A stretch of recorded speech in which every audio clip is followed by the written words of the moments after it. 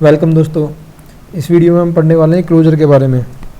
तो क्लोजर की जो प्रॉपर डेफिनेशन जो होती है वो आप नेट से देख सकते हो, और यहाँ पे मैंने नेट से कॉपी पेस्ट करी हुई है कि closure mean that an inner function always have access to the variable and parameter of it outer function.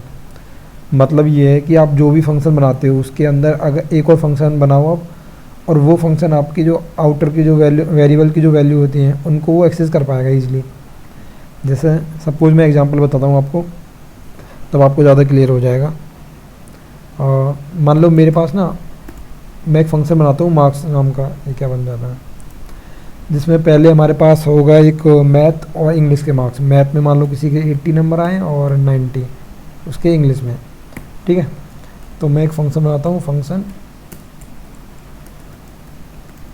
Marks. तो यहाँ पर लेते हैं मैथ और एक इंग्लिश, ठीक है। मैं चेक कर लेता हूँ ये कॉल हुआ या नहीं हुआ। ये मेरा मैथ लिख देता हूँ आउटर।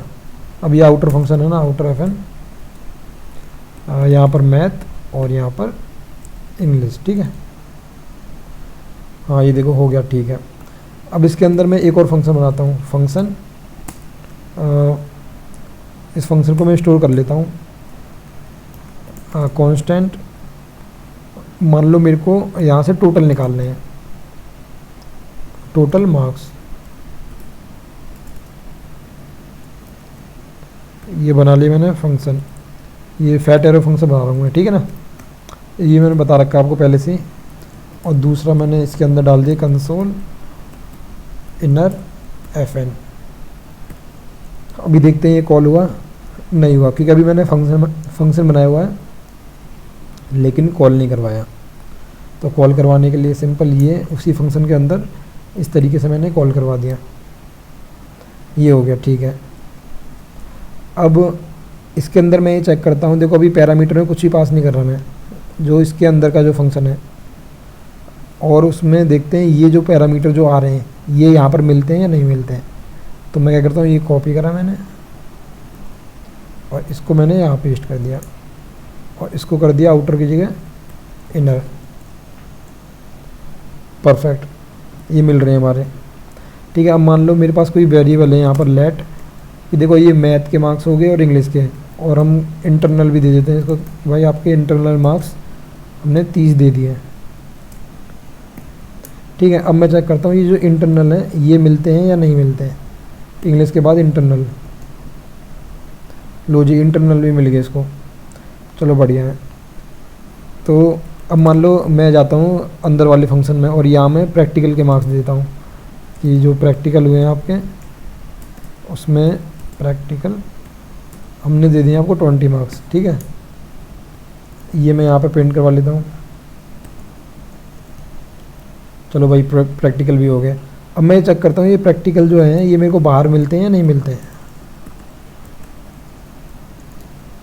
देखो नहीं मिल रहा है, अनडिफाइंड बता रहा है। ऐसा नहीं है कि मैंने लेट ले रखा है, अगर मैं वेर भी ले लूँगा तब भी नहीं मिलेगा, ठीक है।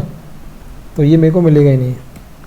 तो जो ये वाला फंक्शन जो होता है आउटर फंक्शन, उसके वेरिएबल को एक्सेस नहीं कर पाएगा, ठीक है। तो ये तो बात होगी। अब मैं क्या करता हूँ, लेट टोटल, और इन सब को मैं सम कर देता हूँ, मैथ प्लस में इंग्लिश प्लस में इंटरनल प्लस में प्रैक्टिकल, और यहाँ से मैं रिटर्न कर देता हूँ टोटल,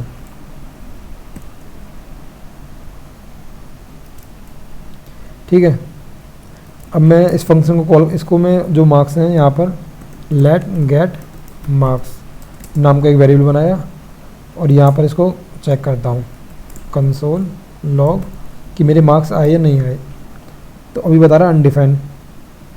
अनडिफाइंड क्यों बता रहा है, अच्छा देखो यहाँ से तो रिटर्न कर दिया है लेकिन ये रिटर्न नहीं कर रहे हैं, तो इसको भी मेरे को रिटर्न करना पड़ेगा। देखो मार्क्स आ गए हमारे पास, ठीक है। अब मान लो मेरे को कि जो ये है, ये यहाँ से मैंने फंक्शन कॉल करवा दिया है, जो रिटर्न करवाया है साथ के साथ मैं उस फंक्शन को कॉल करवा रहा हूँ। अगर मैं चाहता हूँ इस फंक्शन को मैं कॉल ना करवाऊँ, सीधा पास कर दूँ कि भाई कॉल आप अपने आप करवा लो इसको, तो देखो अभी उसने सीधा फंक्शन दे दिया, तो मैं क्या करूँगा, लेट। अभी देखो सिंपल इसका स्टेटस चेक कर लेते हैं हम, इसमें क्या क्या आ रहा है, console.log_dir।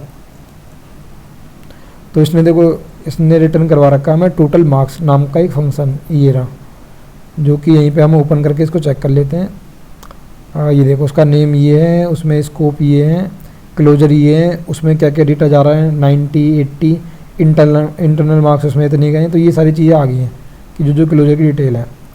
अब हमें सिंपल कॉल करवाना लेट मेरे जो भी हैं, जो क्लास के जो टोटल है मेरे टोटल मार्क्स,